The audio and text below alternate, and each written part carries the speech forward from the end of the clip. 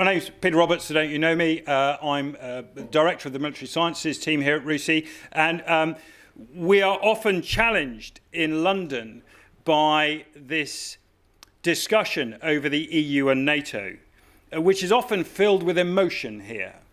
It descends occasionally into lurid debates about European armies, about the inadequacies of individual nations, and doesn't often really lift itself up. Sometimes we need a sense of perspective to understand these difficult but solvable problems. Today, the European Union is facing a variety of challenges. In addition to internal restructuring, the enlargement of the EU or Brexit, there's call for a more European effort in the sector of security and defence as the world is facing emerging threats. Some might call them new, others not. 22 of 28 EU member states are NATO members as well. Strengthening the EU in the defence domain also directly reinforces the European pillar of NATO. From the Cold War through out-of-area phase to refocusing on collective defence, the EU has evolved into a union, but still consists of independent sovereign states with their own national interests and procedures, especially in the fields of weapon systems and procurement. This is a massive challenge for individual militaries. It's an even greater challenge to the organisations of the EU and to NATO, because militaries have found themselves needing to adapt from an era of counter-terrorism and counterinsurgency into one that meets the resurging threats from great power competition. Now, unlike NATO, whose defence planning process leads to a binding apportion of targets, the EU is looking for cooperation opportunities as well as civilian capabilities to overcome capability shortfalls and duplications within Europe. A major key to success in this respect is improved strategic EU military capability planning, and this is something which Germany has been leading the discussion about. How to further strengthen the European pillar of NATO in terms of military capability development, sometimes with, sometimes alongside, sometimes through, but sometimes not the EU, is a critical conversation. And yet it's one that we don't often hear in London because it requires perspective. Sometimes a perspective we can't get here because of the emotion of the argument around Europe, not just with Brexit running, but previous to that because of the history of the UK and Europe. So who better to lead us through that than someone who General Ben Hodges on Friday described to me as one of the brightest officers he'd met in his time in NATO. Lieutenant General Christian Bailey has been, or is, the Director General for Strategic Defence Planning in the German Federal Ministry of Defence, and he's held that post since October 2018. So he's got his feet under the table and should be able to answer the tough questions that you pose to him. He's an Air Force officer by background, and so most of you will have to cut him a little bit of slack. But he had 35 years worth of service before he got into his current role. Now, those didn't just span the aviation area, but they spanned, as you would expect from someone at this rank, a wide portfolio and span of experience across his career. So we're delighted to welcome him here. Chris is going to give us about 15 to 20 minutes. And then we're into question and answers. There are microphones, and I'll brief you about questions before we start. But I warn you, we have a hard finish at 1400. No running over, no long questions, hard finish at 1400. We need to get the General out the door. He's got other important people to see. Not that you're not important, just there are other important people in London. So we'll get him out of the door and finish at 1400. And so you might need to get in early with your questions rather than having a mass right at the end. But without further ado, Chris, over to you.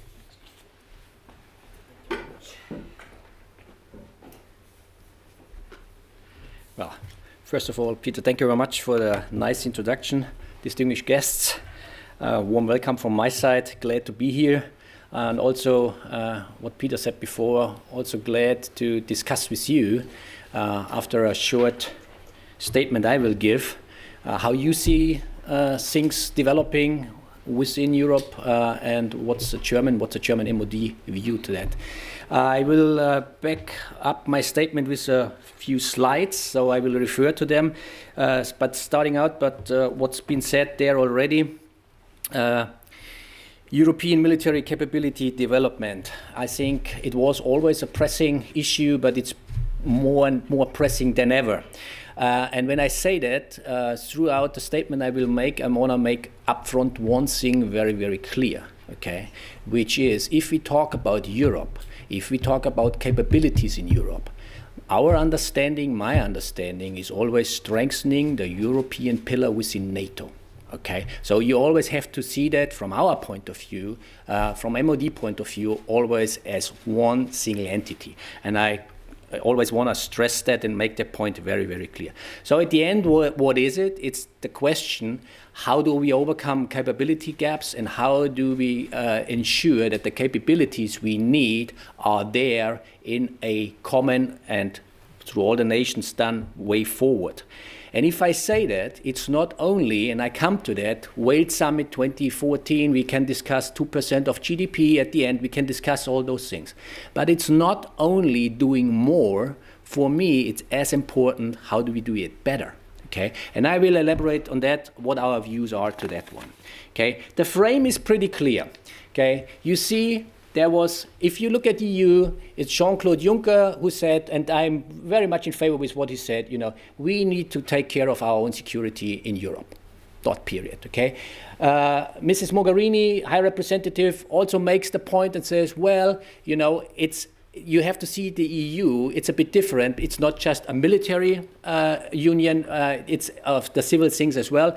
And that's also very important, okay? If you look from across the Atlantic, and I just put one quote from the US president there, and I think, okay, in just viewing and analyzing the situation, he has a point. Well, the language we can discuss, okay? But there is a point, if you look from the outside, saying, yes, it's right, and we all agree, and I come back to what I said before, the Wales Summit 2014, where all the heads of states agreed that 2%, that's the benchmark, and this is, from outside, if you take a view saying, well, I guess we all agree, Europe needs to do more.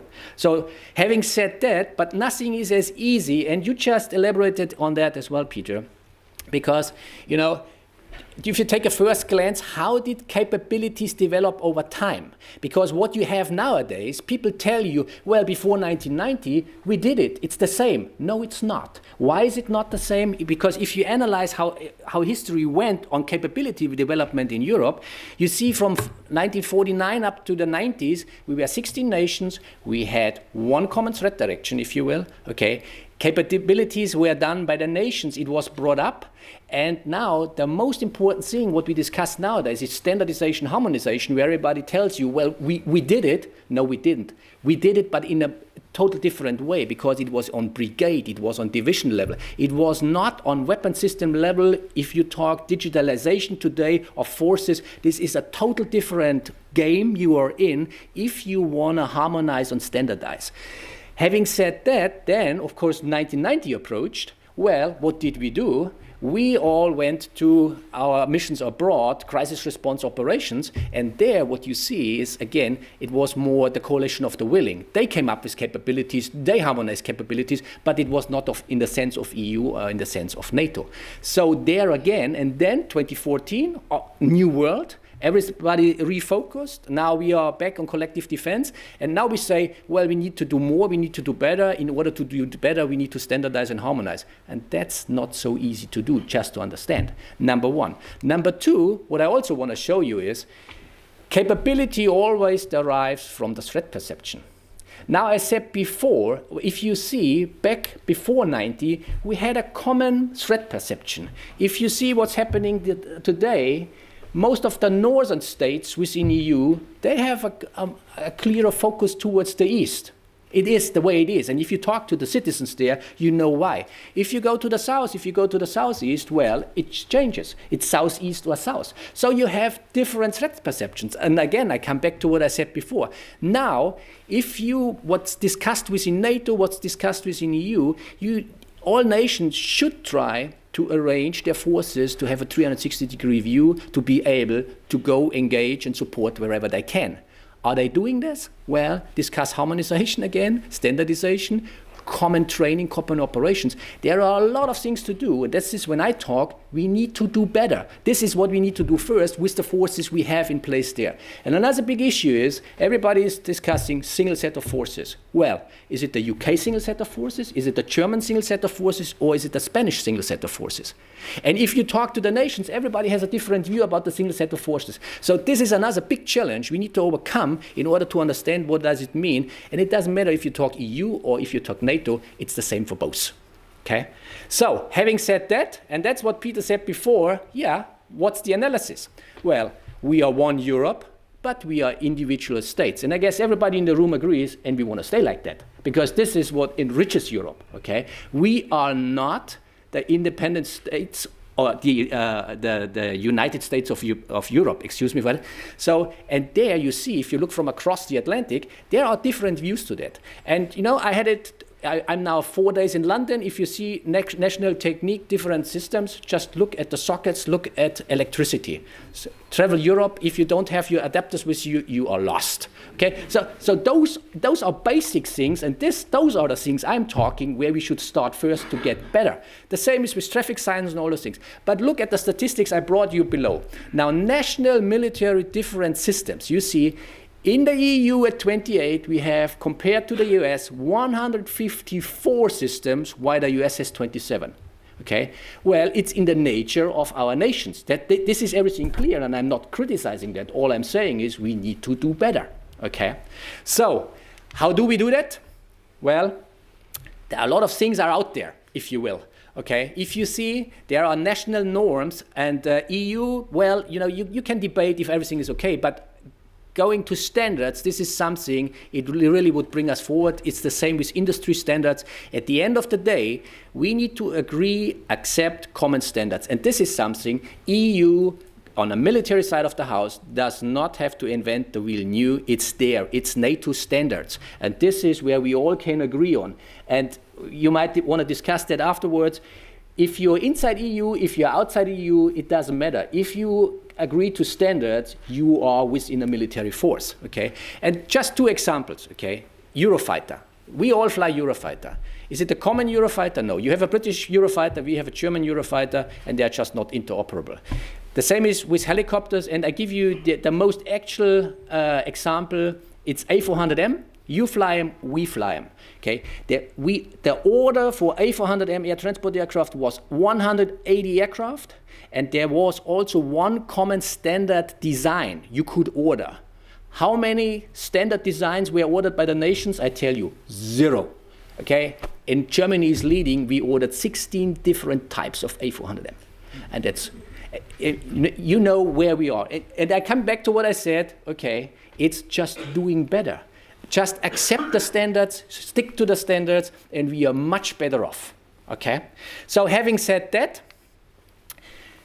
we are not at the zero line or anything like that, okay? But you see, we need to realign our national requirements, the capabilities we have. And there is a business case out there, the study that's been done by EU. And what you see is we are spending, the European nations, we are spending around about 200 billion euros per year just for procurement and research and technology. Okay? And the research goes in that way that we say, okay, if you avoid duplications, that what I just said before, if you do that, you can save about between 25 and 100 billion euros. And not to save the money, because now we are at the point, do you need to do more? Well, if you take that money you save there and just reinvest it in other capabilities that are more needed, then you see how EU in total, as strengthening the European pillar within NATO, can be brought forward. Okay? Sometimes it seems easy, but we all know it's pretty hard to do. Okay? So, first steps are taken. What's very important for me and from a German point of view, as well as from a UK point of view. Well, the bottom line you see, I explained to you what was yesterday and how do we see the tomorrow. So the tomorrow is always you need to synchronize more, you need to have a more coherent force. So what are we doing? And let me just, besides national and bilateral cooperations, let me give you two examples which I personally think we are already on a very, very good way forward EU and NATO-wise, starting with the NATO, the framework nation concept. Framework nation concept, the UK is one framework nation, Germany is one framework nation. UK is a framework nation for joint expeditionary forces in order to mount larger formations. Germany is a framework nation in capability development. And I give you an example where we are right now. When we started out, it was 14 nations said, yeah, let us look into that. Okay, today we are 21 nations. Okay, we have built up 24 capability clusters, going from cyber, going through NBC, going through air defense. So all those clusters are there. What is the goal of those clusters, as it is in what the UK is leading? It's how do we get in larger formations? Because if you see the discussion within NATO ongoing, what it is at the end, it's readiness, have high readiness forces, have forces available, but have them at larger formations and have affiliation with all those things. And this is what you do through the programs we are running. So this is very, very effective, and it is just an incentive because everybody wants to play his role there. So very good program there. The same we in the past years, EU-wise, we came up with pooling and sharing. Pooling and sharing died down a bit, and now we in the CARD PESCO, so permanent structured cooperation, continuous A was for annual review on defense. Sorry, I just missed that one. And the European Defense Fund. Why did pooling and sharing die a bit? Because the governance was not there as you needed in order to bring those projects forward. Now with CARD, PESCO and EDF, you have a governance process behind it that's really fostering capabilities you need. We did 2 rounds of PESCO so far. We have 34 PESCO projects. Third round is upcoming. So again, in coordination with what NATO is needing, what EU is needing as a whole in total to bring those forces forward, there are projects out there, there are programs out there, and they are very promising. And as I said, the most important thing for us is always, is there a governance process behind it in order to bring it forward? Having said that, there are still challenges to overcome. One of the major challenges is, and this is where I go to the strategic level now, okay? You see bottom up, this is what I just explained. It's working pretty well, the nations are there, but where is the strategic context, where is the coordination to that? And this is really something we all need to do better, because you see there are national requirements, influencing capability development within EU and NATO, of course. Then you have like EU military staff, EU military council, and with the EU high-level requirements, meaning 50 to 60,000 troops mounting within 60 days, they look after their own development. You have the European Defence Agency with a new capability development plan looking at different capabilities. And then one major player, you have NATO. And on strategic level, between NATO and between EU, there can be done a lot more in order to harmonize. And I get to that in a second. And of course, you have EU civil requirements. This all, well, everybody looks at it and you see what does it lead into? Well, uncoordinated, incoherent, not centrally managed, really not common, not prioritized capabilities. And this is where the competition starts all over. And this is what I said in the beginning, where we are right now in capability development. Well, what's our vision? And this is really something where Peter said before, this is something Germany wants to take on. This is something we really promote. You might be aware that we will have, in the second semester of next year, we will take over the EU presidency. And from a military aspect, this is one of the points where we say, how do we harmonize? How do we coordinate and coming to a coherent capability landscape, to a capability plan overall for EU? Okay, saying, and that's where I want to go, left on the bottom, number one, this is what we really promote and this is what we make our cases for, is we need to develop a common European capability landscape in order to have a coherent force in development there. How do we do that? Well, with, as I said, you see on the right-hand corner, strategic management of current defense initiatives. The governance is there. But the governance is, from our point of view, not at the right strategic level where it needs to be brought to. What do we see? The Commission is there, the Commission forms policy, the Council is there, and you have your External Action Service, you have the High Representative. But if you look where the High Representative is presented, there is still a defense capability directorate, whatever. And this has to be discussed, but this is missing. Why do we need it? Because on that level, now if you see NATO and if you see EU, if you take the NATO planning process, if you see the EU planning process, for somebody like me, Germany is fully committed to both organizations. I have to serve two planning processes. I have a NATO planning process and I have an EU planning process, which is, it makes hard work, it makes extra work, and sometimes it makes no sense doing it like that. So we are really promoting all those things, bringing those issues to a strategic level where we will be able to coordinate all those ongoing initiatives in order to come and strengthen one single set of forces. And that's what I said in the beginning. By closing, well, those are our ideas. I just wanted, like I said, in a brief statement, just give you an impression where we are, what we do, how we take it forward.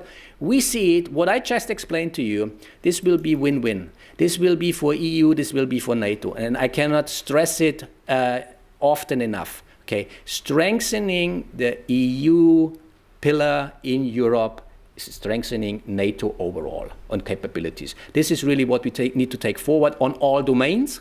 And at the end of the day, if we do that, it's the enablement of secure AOR, and that's the only one who can protect it anyhow, if you will, if it comes to a big conflict in Europe. And this is what we need.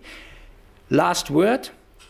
Decoupling and duplication is not the way forward. This is not the view Germany has. I just explained to you the way we see it, and we are very much convinced that if we do it the way I explain it to you, that might be a win-win forward. With that, I stick to my 15 minutes. I'm more than happy to discuss it with you now. Thank you.